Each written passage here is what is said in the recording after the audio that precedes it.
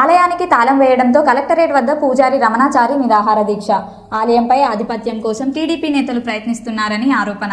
దుర్గాంజనేయ స్వామి ఆలయం తమకు అప్పగించి గతంలో పూజారి ఇంటిపై దాడి.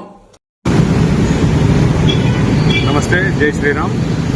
విశ్వేశ్వర రెడ్డి, హిందూ చైతన్య వేదిక జిల్లా అధ్యక్షుడు. సింగనమల నియోజకవర్గంలో సింగనమల చెరువు ఒడ్డున ఉన్న దుర్గాంజనేయ స్వామి దేవాలయానికి సంబంధించిన సమస్య దాదాపు 1.5-2 సంవత్సరాల నుంచి ఈ యొక్క సమస్య ఉత్పన్నమైంది. ఆ సమస్య ఉత్పన్నమైనప్పుడు ఆ దేవాలయానికి సంబంధించిన పూజారి హిందూ చైతన్య వేదిక నాయకులుగా ఉన్న మా దగ్గరకు వచ్చి విన్నవించుకున్నారు. దేవాలయాన్ని కాపాడాలని చెప్పేసి వారు రిక్వెస్ట్ చేస్తే మేము ఆ దేవాలయాన్ని సందర్శించడం జరిగింది.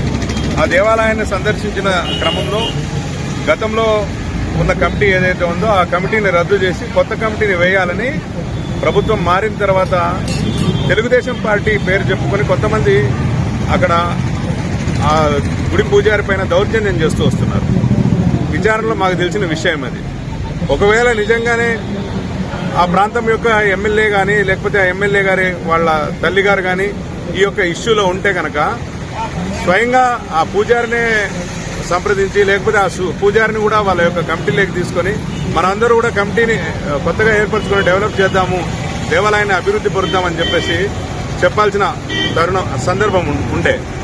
కానీ ఆ పరిస్థితి లేకుండా ఎన్నో ఏళ్లుగా అక్కడ పూజాధికారులు నిర్వహిస్తున్న ఆ పూజారిని ఆ ప్రాంతం నుండి తరిమి కొట్టిన తర్వాతనే కొత్త కమిటీ ఏర్పాటు చేసుకుని ఆ కొత్త కమిటీలో పూజారికి స్థానం లేకుండా చేసిన ప్రయత్నం ఏదైతే ఉందో దాన్ని హిందూ చైతన్య వేదిక తీవ్రంగా ఖండిస్తోంది.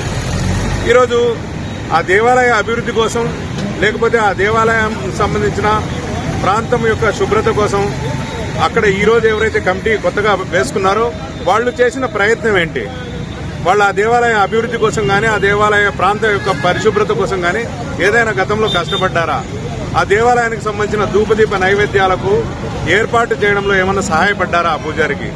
అలాంటివి ఏమీ చేయకోకుండా కేవలం ఏదో ఉద్దేశం మనసులో పెట్టుకుని అక్కడ ఉన్న పూజారిని ఆ ప్రాంతం నుండి తరిమి కొట్టాలి, ఆ తర్వాత గుడిని మేము స్వాధీనం చేసుకోవాలనే ఈ దురాలోచన ఏదైతే ఉందో ఆ దురాలోచన చేసి ఈ కొత్త కమిటీ పేరుతో దురాలోచన చేసే వ్యక్తులు ఎవరైతే ఉన్నారో వాళ్ళు దయచేసి ఆ యొక్క గ్రామస్తులతో ఆ తర్వాత ఆ పూజారితో ఆ గుడి యొక్క కమిటీతో చర్చలు నిర్వహించి తప్పకుండా ఆ ఆలయ అభివృద్ధికి సహకరించాలని చెప్పేసి హిందూ చైతన్య వేదిక డిమాండ్ చేస్తోంది. అదే సందర్భంలో పూజారి పైన ఈ మధ్య కాలంలో భౌతికంగా దాడులు చేస్తామని బెదిరిస్తూ ఉన్నారు. భౌతికంగా దాడులు చేయబోయారు. ఒక వీడియో కాల్లో స్వామి నాకే ఫోన్ చేస్తూ ఇచ్చారు.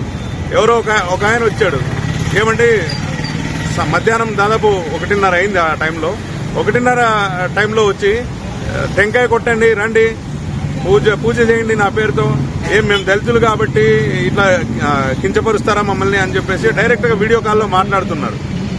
అంత ఒక సామాన్యంగా గుడికి వచ్చే భక్తులు ఎవరైనా కూడా భక్తితో వస్తారు. ఒక ప్లాన్ గా మేము దళితులు కాబట్టి మమ్మల్ని ఇలా చేస్తున్నారా అని మాట్లాడే విధానంలో రారు. అంటే ఇట్లా మాట్లాడి గైడ్ చేసి పంపిస్తున్నారు వాళ్ళని. కాబట్టి దయచేసి అట్లాంటి ప్రయత్నాలు మానుకోమని చెప్పేసి చెప్తున్నాం. ఒక కెమిస్ట్రీ ల్యాబ్ లేక ఎంటర్ కావాలంటే ఒక పద్ధతి ఉంటుంది, ఒక ఫిజిక్స్ ల్యాబ్ లేక ఎంటర్ కావాలంటే ఒక పద్ధతి ఉంటుంది, పోలీస్ స్టేషన్ లేకో లేకపోతే కోర్టు లేకో వెళ్లాలంటే హాల్ లేక వెళ్లాలంటే ఒక పద్ధతి ఉంటుంది. అదేవిధంగా దేవాలయంలోకి వెళ్లాలంటే ఒక పద్ధతి ఉంటుంది, దేవాలయ పూజ నిర్వహించాలంటే ఒక పద్ధతి ఉంటుంది. ఆ పద్ధతులు తెలిసిన ఆచార్యులు వాళ్ళు, ఆ పద్ధతులు తెలిసిన పూజారులు వాళ్ళు. కాబట్టి ఆ పూజారులకు గౌరవం ఇచ్చి పూజారిని భయభ్రాంతులకు లోను చేయకుండా కేవలం ఆ గుడిని సంరక్షిస్తున్న ఒకే ఒక వ్యక్తి ఆ యొక్క గుడి పూజారి రమణ గారు. అటువంటి వ్యక్తి పైన భౌతికంగా ఒక్కడే ఉంటాడు, అర్ధరాత్రి అపరాత్రి మొత్తం కూడా ఒక్కడే ఉంటున్నాడు, దేవాలయాన్ని ఆసరాగా చేసుకుని ఉంటున్నాడు. అటువంటి పూజారిని అక్కడి నుంచి తరిమి కొట్టాలనే ఒక దురాలోచన ఎందుకు చేస్తున్నారు? అక్కడి నుంచి గుడి